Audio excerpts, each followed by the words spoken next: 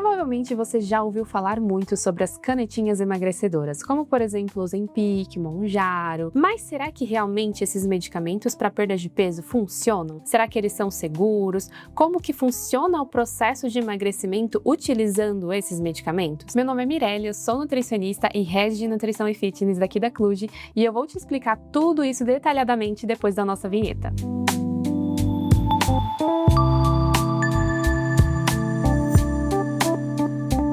Vamos do início, então.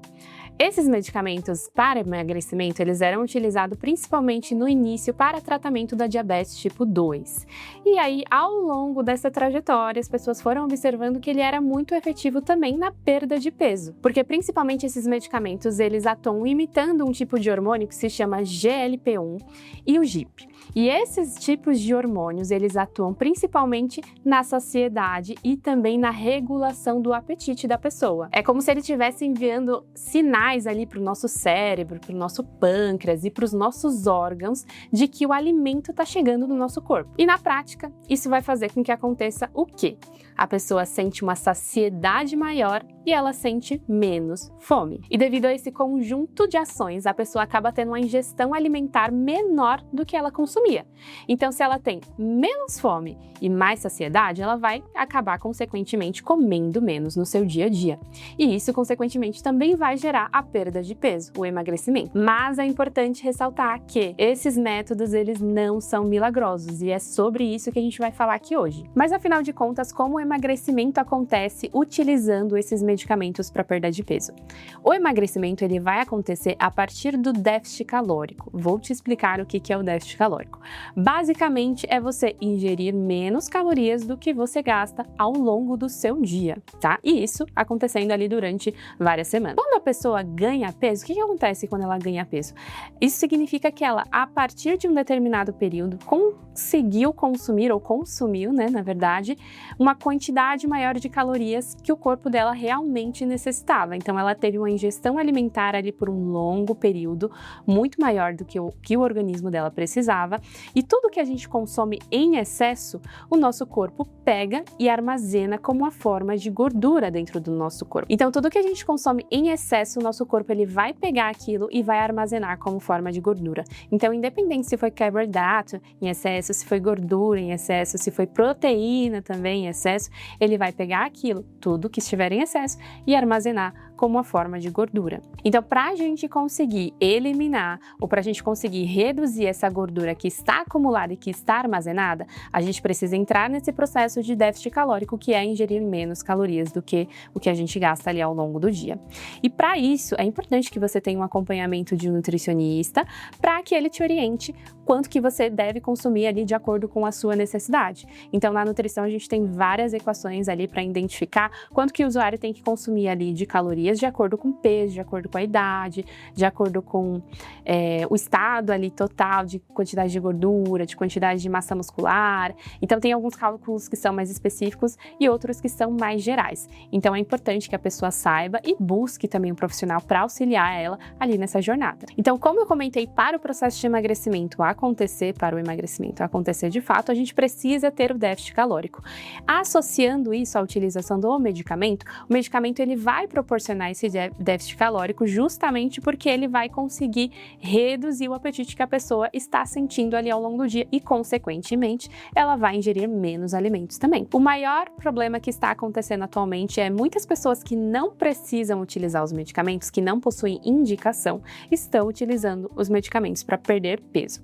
E eles possuem alguns tipos de indicações mais específicas. Então, por exemplo, uma das especificações é a pessoa estar em um estado de obesidade, que significa que ela precisa estar com IMC acima de 30.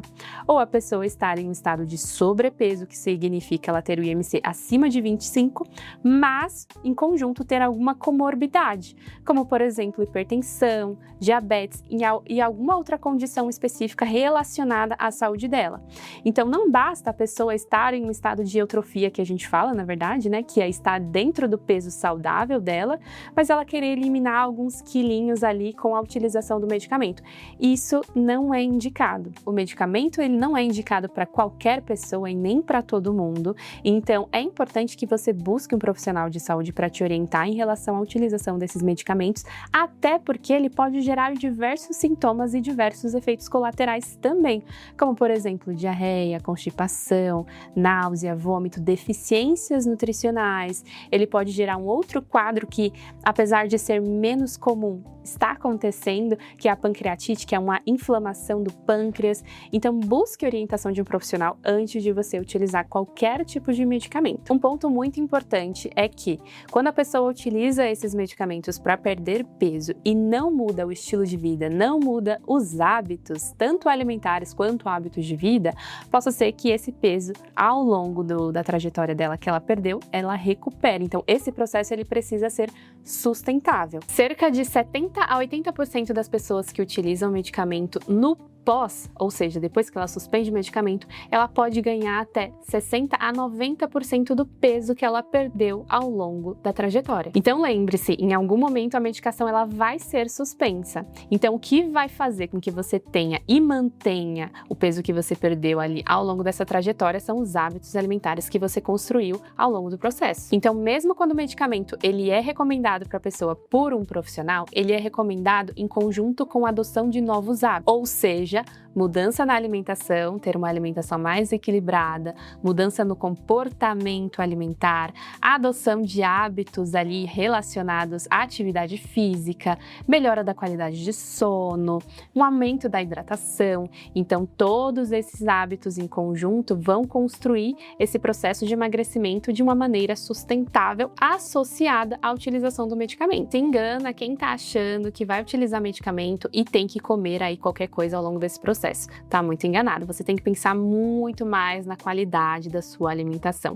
Até porque, lembra que eu comentei no início, você vai ter pouco apetite utilizando o medicamento. Então, que esse pouco apetite, que essas poucas refeições que você realiza ali ao longo do dia, sejam refeições que tenham uma qualidade nutricional muito superior ao habitual que você tinha anteriormente. Então, é importante que a qualidade da sua alimentação seja observada, seja acompanhada e veja se você está atingindo as suas necessidades nutricionais de proteína, de carboidratos, de gorduras boas, de vitaminas e de minerais, até porque é muito comum acabar acontecendo alguma deficiência nutricional, não pelo medicamento, mas pelo fato de que você não está ingerindo a quantidade alimentar que você deveria estar consumindo. Então, a qualidade ela tem que ser acompanhada. E quando eu falo de qualidade alimentar, eu falo de proteínas magras, então, por exemplo, carne magra bovina, frango, peixe, carboidratos de baixo índice glicêmico e com uma boa quantidade de fibras na composição, como por exemplo batatas de modo geral, abóbora. A gente também aí tem os alimentos dos grupos dos vegetais, né, que seriam as legumes, tem as frutas também que são importantes. A gente também tem aveia, tem alguns tipos de cereais que são essenciais nesse processo e que possuem uma baixa carga glicêmica ali para complementar as suas refeições. E não podemos esquecer também das gorduras boas, como por exemplo o azeite, o abacate. Todos esses alimentos e esses nutrientes, eles devem estar presentes na alimentação de uma pessoa que utiliza medicamentos para perder peso, pensando na qualidade alimentar. E todas essas mudanças que eu comentei em relação à alimentação, elas são necessárias, praticamente obrigatórias de serem feitas, e não podemos esquecer também do objetivo dessas mudanças, tá?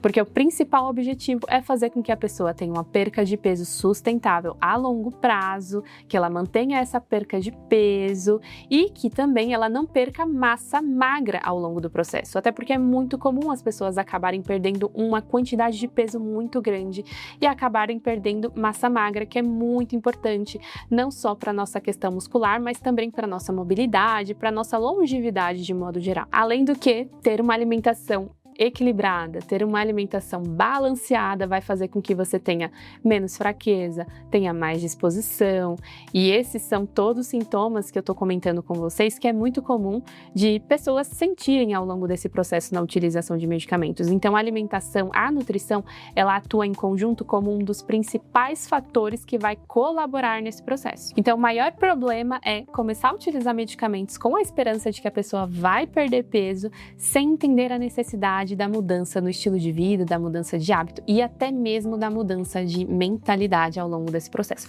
Por isso que é muito importante você ter bons profissionais te acompanhando nessa jornada. Não só o profissional da área médica, mas também um nutricionista capacitado. E aproveitando que a gente está falando sobre nutricionista capacitado, aqui na Cluj a gente tem um time de profissionais nutricionistas, personal trainer, médico, que podem te atender por videoconsulta, fazer sua prescrição nutricional, seu plano de treinos individualizado, levando em consideração suas necessidades e o seu objetivo. Além disso, o nosso app é bem completo, então a gente também possui cardápios, alguns modelos de cardápios, e a gente também tem o diário alimentar, que é uma funcionalidade muito importante no processo de emagrecimento, que é onde você consegue registrar todos os alimentos e verificar se você está atingindo ou não as suas necessidades.